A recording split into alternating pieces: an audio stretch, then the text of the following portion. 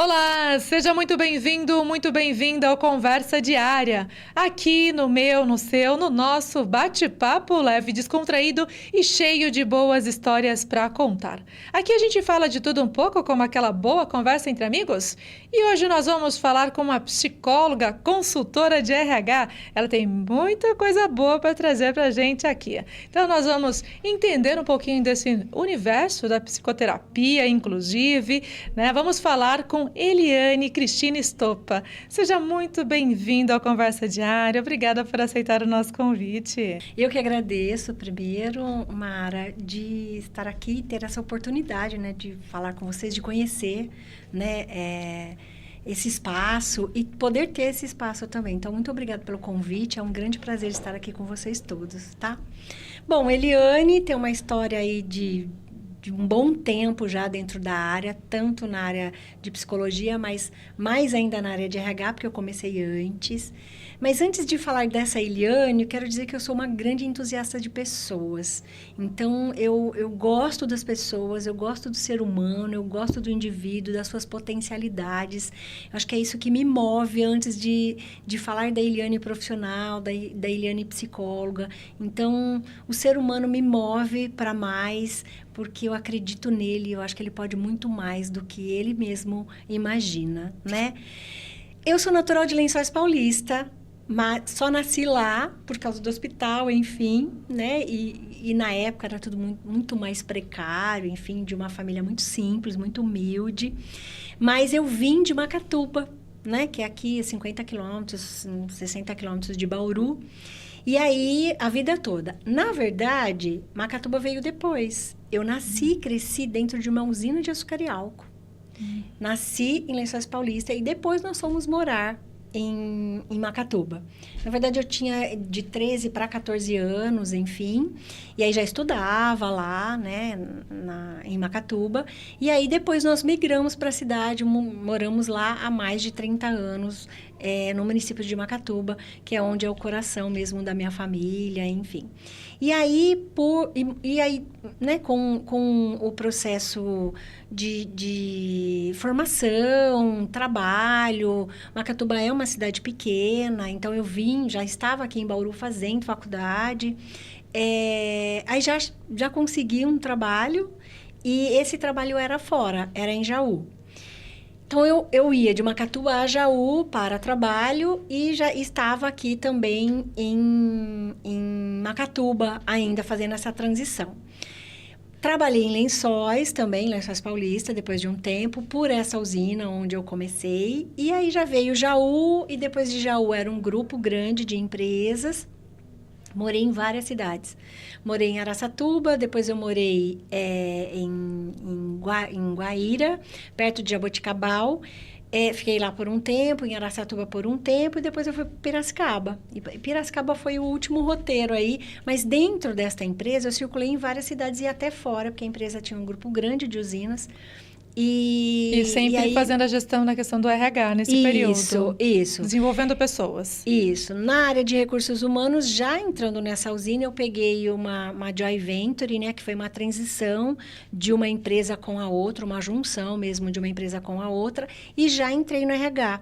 Numa empresa anterior, eu já estava na área de recrutamento e seleção, mas como auxiliar. E aí, quando eu fui para essa outra empresa, depois de formada já, então eu comecei a atuar em recursos humanos antes da formação. E aí, formada, eu já saí desta empresa em função da faculdade mesmo. E aí, eu fui para essa nova empresa e lá eu fiquei quase 16 anos. E aí, eu fiz toda a trajetória, né? E aí é onde eu começo a contar realmente onde está o RH. Fiz toda essa trajetória, tanto entrando, né, com o espaço de entrada da área de RH, que é recrutamento e seleção. E aí fui para treinamento e desenvolvimento, que é meu coraçãozinho também, minha cerejinha do bolo, que eu gosto muito. Treinar, mas mais desenvolver pessoas, porque nós temos potencial incrível para desenvolver. Então, fui nessa atuação. E depois, quando eu estava em Piracicaba, eu fui num outro projeto incrível também, que é na área de responsabilidade social, que também eu tenho... É uma menina dos olhos, assim, de muita potência dentro do recursos humanos. E não são todas as empresas que têm essa amarração dentro do organograma dela. E aí, eu fui atuar especificamente com os programas de inclusão, de diversidade. E lá nós começamos a trabalhar com jovem aprendiz, já tinha um pouco, mas aí nós fomos articulando. Foi aí que foi crescendo minha carreira, tanto de coordenação quanto da linha gerencial. E pessoas com deficiência, né, que é o programa de PCD, e que foi incrível, foi um aprendizado, assim, gigante, porque a empresa tinha que contratar, e aí tinha o Ministério do Trabalho, o Ministério Público, e a gente vai cerceando. Então, eu tenho um endereçamento aí na área de recursos humanos muito extensa. Então, eu tenho aí os seus 30 anos na área de recursos humanos. E nessa última empresa, antes de ir para a docência, eu fiquei 16 anos. Não vou citar os nomes das empresas, só se você achar necessário. E aí eu falei, bom, agora eu estava tocando numa banda, essa banda fez sucesso, e eu pensei, vou fazer carreira solo. Já eu não atuei, nunca tinha atuado ainda na área clínica, porque não era minha vertente até então. E quando eu estava na faculdade, como eu já estava exercendo na prática em recursos humanos, eu não pensava na área clínica. Aí, com o tempo, e eu acredito também que pela questão da identificação muito com o programa de diversidade, parece que foi aflorando, assim, a vontade de entender as pessoas mais a fundo e de falar, olha, agora eu vou fazer isso na minha trilha aí de carreira. E aí, claro, não é uma decisão fácil, né, para quem tem aí, não era tão jovem já, 16 anos de empresa, num cargo bom, com um salário bom. E aí, eu falando assim, e agora? Para quem eu devo satisfação? Eu tinha satisfação para dar só para minha família, naquele momento. E minha família era minha mãe e a minha irmã. Porque eu não sou casada, sou solteira, não tenho filhos. E isso é por opção, muito bem ajustada.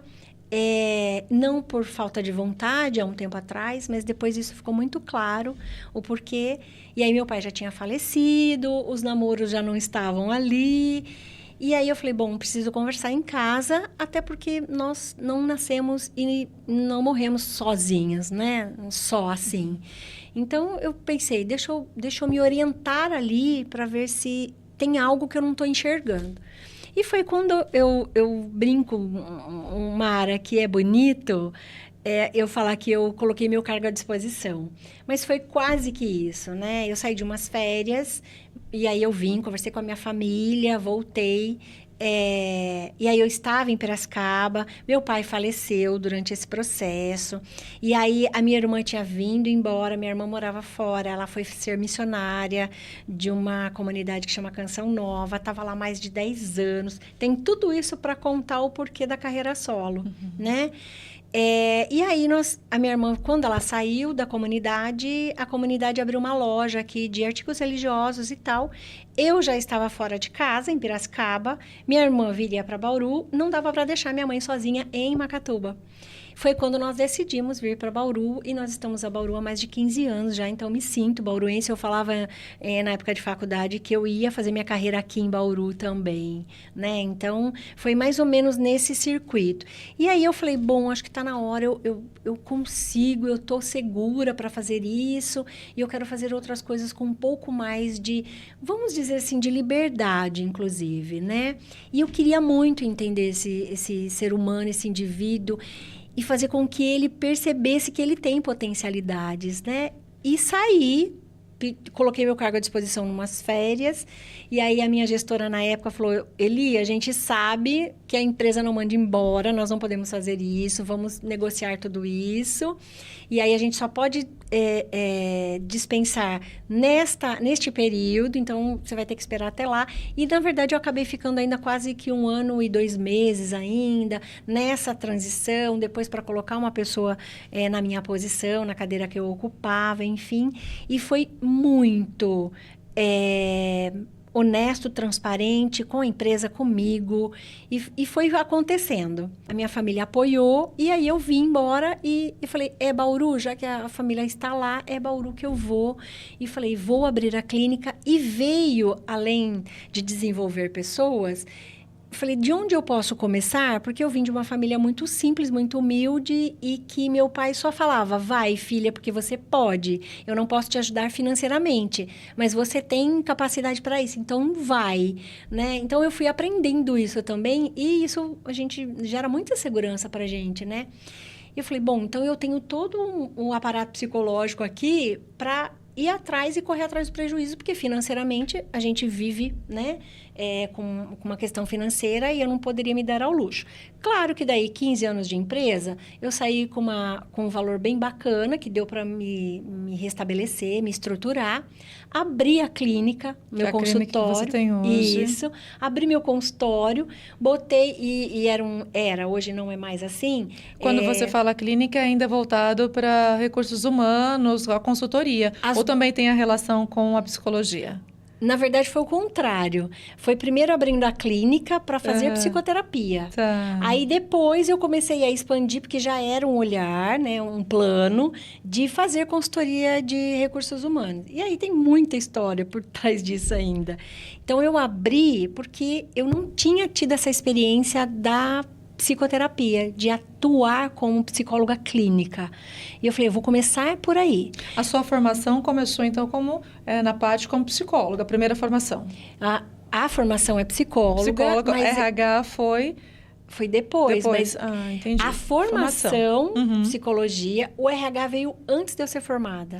Eu fui contratada em uma empresa como auxiliar e eu fui auxiliar de recrutamento e seleção. Okay. Aí eu já queria psicologia, aí já estava nessa empresa, a empresa bancou 80% de bolsa de estudo e aí eu fui fazer a faculdade particular porque não dava mais para esperar também o time também da empresa, enfim. Então, eu comecei o RH antes da formação em psicologia. E aí, quando eu fui fazer psicologia, porque eu queria entender o ser humano, não era para fazer clínica e nem olhava ainda para o RH, mas já veio o RH porque eu já estava atuando. E venhamos e convenhamos, o ser humano é algo e continua sendo bem complexo. Como que é no seu olhar referente? Então, mais na atualidade, aqui no bastidor a gente estava falando, tem também a questão da inteligência artificial, a juventude, que mudou-se muito, né? De não tanto tempo para trás, posso dizer aí, na década de 80 já houve uma mudança bem grande, até meados aqui. Como que é o seu olhar, então, vendo a atualidade e com os seus atendimentos? É bem complexo isso, porque quando a gente vai fazer o olhar da minha geração e com as demais gerações, né? E aí você está falando de 80, a gente vai começando a olhar 80, 90, anos 2000, várias transições ao longo do tempo, né? E aí a gente tem o endereçamento da tecnologia que, sim, ela veio para nos auxiliar. Eu não sou contra, muito pelo contrário, eu sou muito curiosa. E eu acredito que o uso é que compromete, né? Então, o consumo de coisas na internet, a forma como a gente utiliza. E as gerações, eu vou pegar um pouquinho a história do meu pai, por exemplo, que nós nascemos numa usina de açúcar e álcool, e meu pai trabalhava 24 horas. Folgava uma vez por semana. E aí, claro, a gente tem questão de legislação e que foi mudando esse repertório, mas eu vejo a geração hoje, eu brinco que é molecada, então me desculpem, mas essa geração, ela veio para, acho que cutucar um pouquinho o status quo, sabe? Assim, de uma geração anterior, que a gente aceita um pouco mais, que a gente não questiona tanto. Você acha que eles estão chegando mais preparados ou mais ansiosos, assim, quando você menciona, faz essa correlação? Falar de ansiedade, a gente abre uma outra janela também, né? Mas um pouquinho de pressa, vou tirar a ansiedade, vou colocar pressa, eles querem a coisa, é muito imediatista. Só que, ao mesmo tempo, com uma outra visão de mundo, talvez por isso essa aceleração das coisas, que nós não questionávamos, talvez. Não estou falando por você, Mara, mas por mim, da minha geração, né? Não, eu me incluo, inclusive. Você se inclui. Essa geração, ela incomoda um pouco nesse sentido. Não que ela está completamente certa, porque se nós temos que olhar a geração Z, Millennium, eles também têm que fazer o contrário. Eles têm que olhar as nossas gerações, porque a parceria é muito boa. Eu posso até trazer aqui uma informação desse questionamento, muitas vezes, era referente a pai, mãe, a pessoa que tinha, né, mais idade nesse sentido, muitas vezes. Hoje se é questionado tudo e todos. Isso. É a impressão que eu tenho, você pode falar com mais propriedade. Não sei se isso é positivo ou acaba sendo algo negativo. Eu acho que é a expressão. Eu acredito que tem todo um contexto, porque as estruturas familiares mudaram, né? Eu vim de uma família da minha geração, onde só meu pai trabalhava. Depois de um tempo que minha mãe foi trabalhar, então era uma geração mais conservadora, talvez. A mulher era mais dona de casa. E aí a gente teve um boom de mercado de trabalho, onde a mulher foi trabalhar por necessidade econômica mesmo. Não que não tivesse nessa geração, tinha.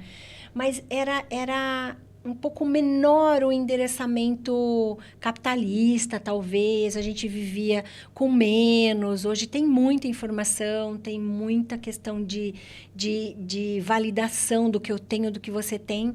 Então, acho que a geração que eu vivi, a gente vivia bem com o que meu pai ganhava.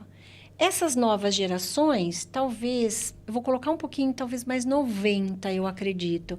Mulher saiu mais para trabalhar, teve que ir para o trabalho, teve porque é legal a mulher trabalhar, com certeza, eu nem vejo o contrário. Ela tem o seu espaço, o lugar dela existe. E aí, esta parceria da estrutura familiar, que talvez tenha dado uma desequilibrada.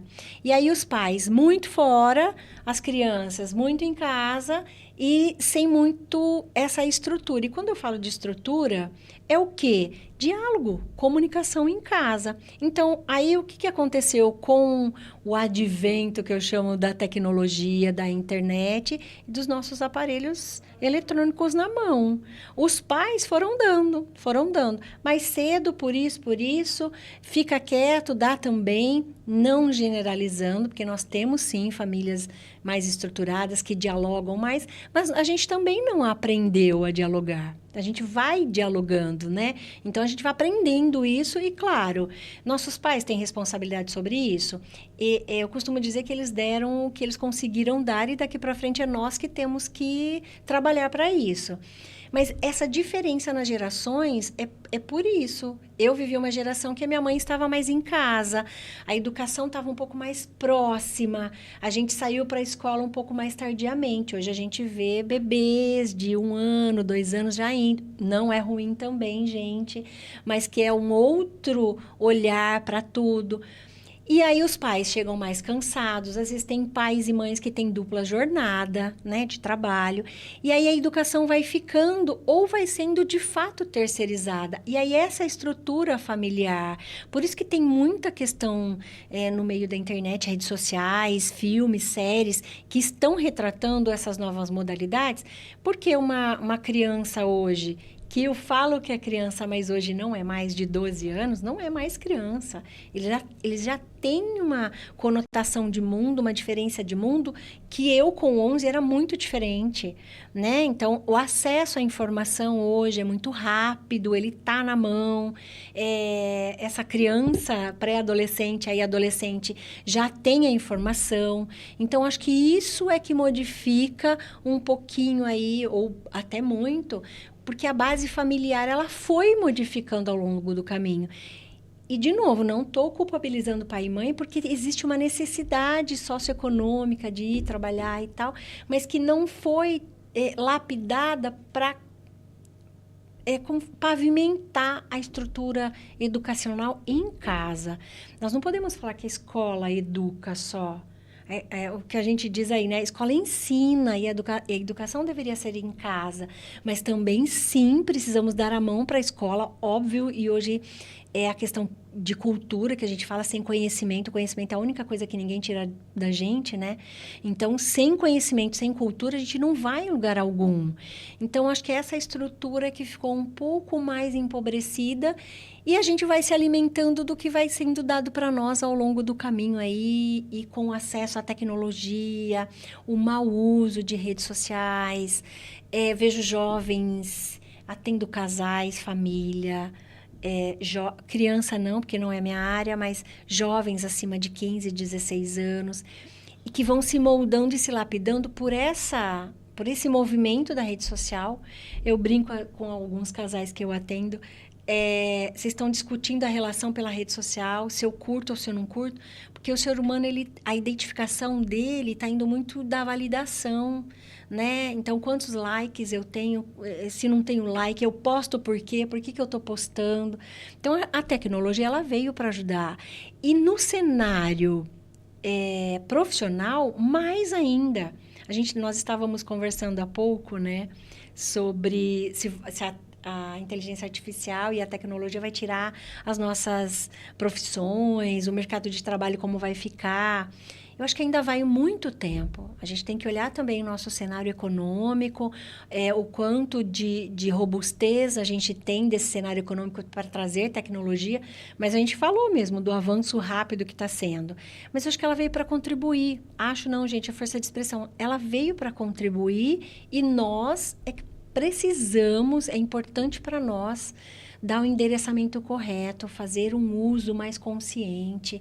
Então, acho que agrega valor.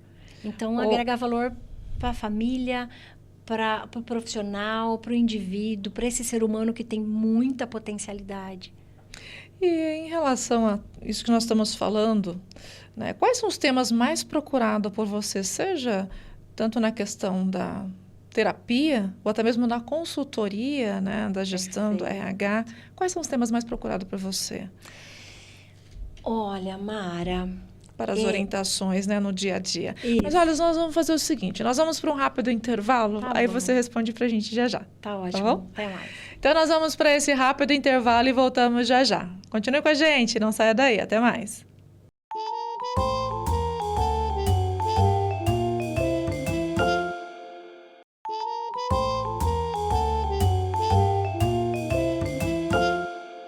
Voltamos com Conversa Diária. O bate-papo de hoje é com a psicóloga Eliane Cristina Stoppa.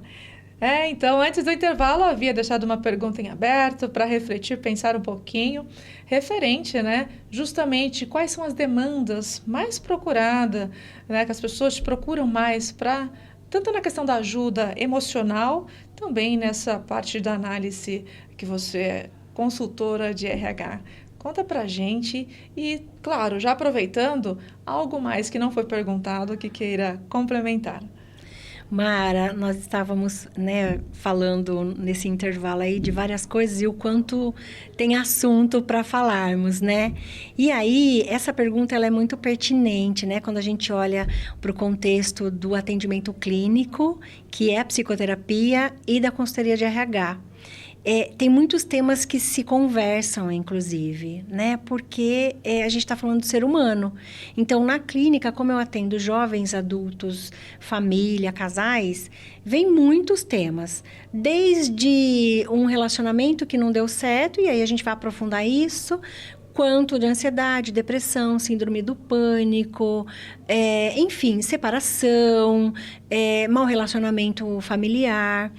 E aí, o que nós estamos vendo na empresa, óbvio que eu já via isso, né, enquanto profissional de RH, atuando nas empresas, e hoje como consultora, a demanda também vem vindo muito forte, porque nós estamos falando de saúde mental. E quando a gente fala de saúde mental, a gente está falando de fatores psicológicos. E o quanto o fator psicológico... Eu gosto muito da neurociência porque ela vem explicar isso também com um pouco mais de propriedade, porque o cérebro, ele traz informações para nós e nós nos comportamos, né? Então, como que eu posso equilibrar cérebro mais comportamento? É quando a gente fala assim, a razão e a emoção, sabe assim? Então, é esse dilema do ser humano e que aí a gente vai olhar para a saúde mental do indivíduo.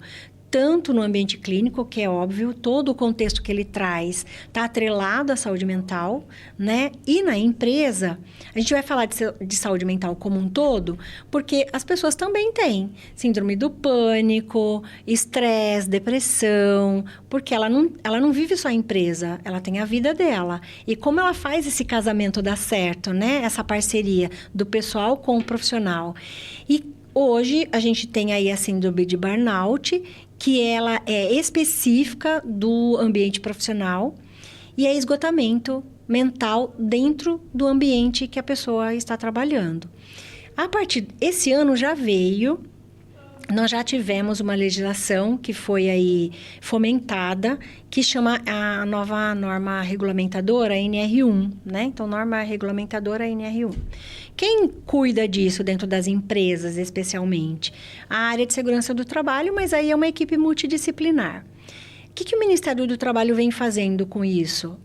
Ele olhou para isso porque dentro do ambiente profissional que nós atuamos, existem componentes, fatores de riscos que podem favorecer ao adoecimento psicológico, mental do trabalhador.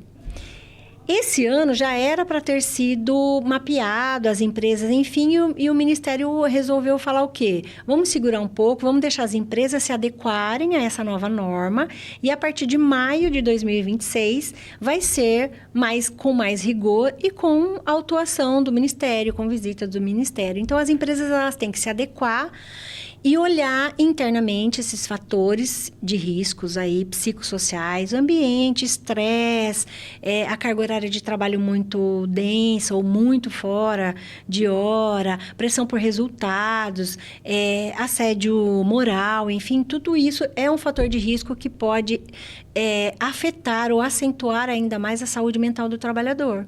Então, é importante, é adequado. E eu acho que depois da pandemia, né, que a gente passou por todo aquele processo, a gente percebe realmente maior endereçamento da saúde mental como um fator negativo. Então, a gente viu mais ansiedade, viu mais depressão, enfim. E no ambiente profissional também. Então, se na clínica já aparece por si só, por vários fatores que cada indivíduo vai trazer, mas eu costumo dizer na clínica que ele está vindo para se conhecer. Então, é autoconhecimento. Que é importante. E também, com certeza, nós achamos que nos conhecemos. Mas aí, quando você vai olhar para você e se ouvir, né? Por que eu estou dizendo isso? Por que está acontecendo isso comigo? Eu vou achar o fio da meada. Então, autoconhecimento. Eu estou me autodesenvolvendo naquele comportamento, naquela emoção, naquele pensamento que eu trago, que às vezes é construído por diversos fatores, diversos ambientes. Por isso é até importante, Eliane, as Sim. pessoas também quebrarem, às vezes, um preconceito de procurar uma ajuda profissional. Como, por exemplo, você como uma psicóloga, um psiquiatra, às vezes até mesmo fazer uso de uma medicação. Claro, sempre sob orientação de um profissional, porque ainda há esse preconceito, você percebe? Mara, essa pergunta, ela não é só importante. Ela é o que baliza a nossa área e a estrutura psíquica do indivíduo. As duas profissões, psicologia e psiquiatria, foram muito estigmatizadas. A psiquiatria só não foi mais porque ele tem a formação em medicina e aí ele vai se especializar em psiquiatria. A psicologia, ela estuda o comportamento. E que aí, atrelado à medicina, à psiquiatria, ela vai dar o componente que é a medicação. Então, é muita parceria. Eu faço parcerias com alguns médicos, psiquiatras. Por quê? Porque para a gente entender o indivíduo como um todo.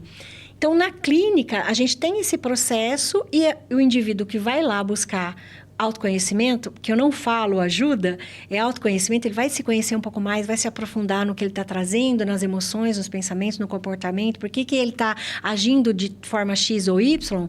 E aí tem alguns que sim, precisam da medicação, e sem medicação não dá nem para nós continuarmos o processo psicoterapêutico. Então, é importante que ele tenha a quebra de paradigma, a quebra de preconceito, porque sempre existiu. Acha que eu vim de um momento falava muito da tarja preta, né? Ainda ela existe, mas com muito menor, né? Muito menos falado, nem existe quase mais falar tarja preta.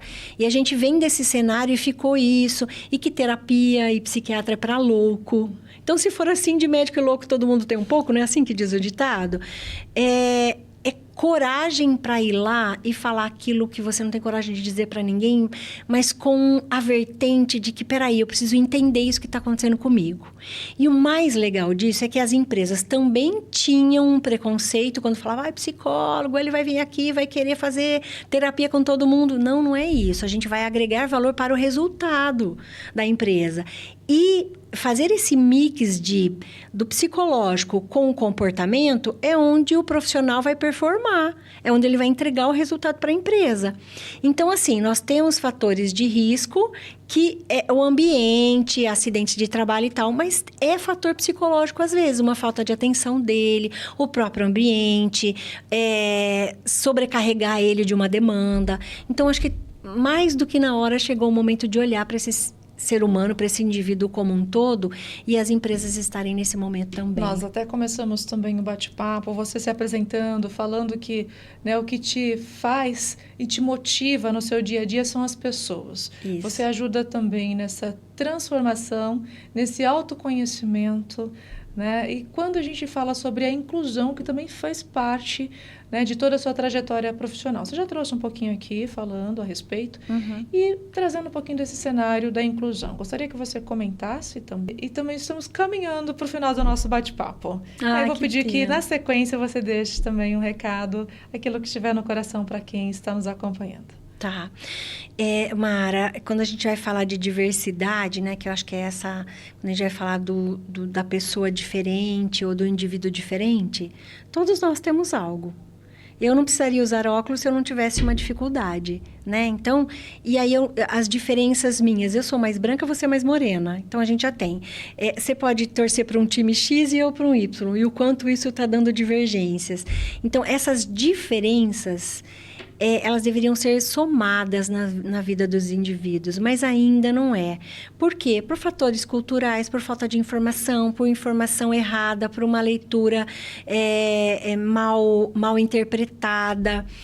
Tem um pouco do fator também, e eu respeito muito a questão espiritual, e a gente falou um pouco também nos bastidores aqui, respeito muito, sou de uma família católica, tem todo esse endereçamento, todo esse viés da linha espiritual, e que ela também é uma área da vida do indivíduo, mas também tem um pouco do preconceito dentro das religiões que foram trazidas por serem mais conservadoras, enfim, mas percebo muito que as religiões estão mudando esse olhar também para olhar o indivíduo como um todo nas suas mais diversas formas. Então, eu acho que a nossa geração com a geração atual tem essa possibilidade de olhar esse todo com um pouco mais de abertura e com mais informação também, porque a gente está com a tecnologia na mão. Então, acho que isso favorece muito o conhecimento. Agora, precisa ser curioso para buscar a verdade também e não consumir informação aleatoriamente, sem saber ou sem buscar a informação mais correta possível. E se eu puder deixar uma mensagem final, além de agradecer muito a sua generosidade, a sua entrega aqui no programa, que é muito bonito, e o acolhimento que todos tiveram comigo, é dizer assim, que nós, seres humanos, nós não viemos à toa aqui. Acho que cada um de nós temos uma missão.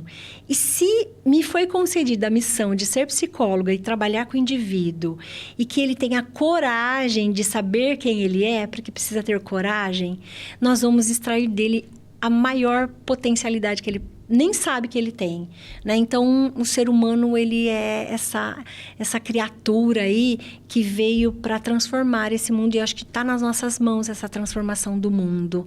E nós precisamos acreditar que nós podemos mais. Então, acho que se eu tiver que dar uma mensagem, é isso.